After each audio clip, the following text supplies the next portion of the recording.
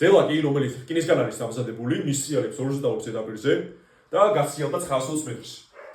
ჩვენ ვიცით, რომ რკინის ზელაკს და ზედაპირს შორის ხახუნის კოეფიციენტი არის 0.4 და კითხვა არის ასეთი: თუ ხახუნის ძალის შედეგად ეს თლიანი სითბო რაც არის გარდაიქმნებოდა და მოხმარდებოდა რკინის ზელაკის ტემპერატურის აწევას, რამდენიც აიწევდა რკინის ზელაკის ტემპერატურა, რამდენი გრადუს ცელსიუსით გაცხელდებოდა ეს რკინის ზელაკი. ისე ხან მასა არის ამ რკინის ზელაკის. ესე იგი ვიცით, გადაადგილება არის 920 მეტრი, ხახუნის კოეფიციენტი არის 0.4 და რკინის კუთრის სითბოდეოდობა, ანუ 1 გრადუს ცელსიუსით რო გავაცხელოთ 1 კილოგრამი მასის რკინა, 460 ჯოულის სითბოს რაოდენობაა საჭირო. ესე იგი, ხახუნის ძალა რა იქნება? ხახუნის ძალა იქნება სრიალის ხახუნის კოეფიციენტი μ გამრავლებული რეაქციის ძალაზე.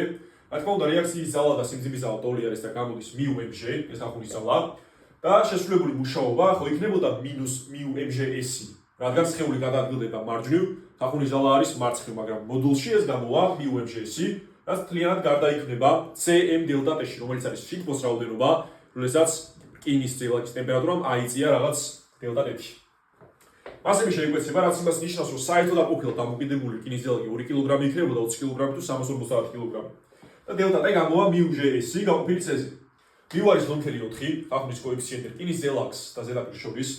g არის 10 მეტრს ამ კვადრატი თავისუფალი ვანის აჩქარება და ეს არის 920 მეტრი, ხო, თლიანი გადაადგილება ან გავლილი მანძილი, რადგან ამ შემთხვევაში ერთ და იგივეა ზუსტად. დაიწყო 460-ზე და თუ დაუკვირდებით 920 და 460 შეიკვეცება და რჩება 2 და 0.4 ჯერ 10 არის 4. ეს 4 გამრავლდება 2-ზე და გამოვა 8 გრადუს ცელსიუსი.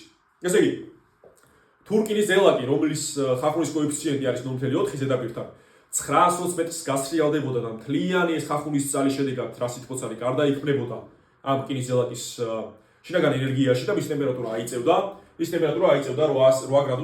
გრადუს ცელსიუსით.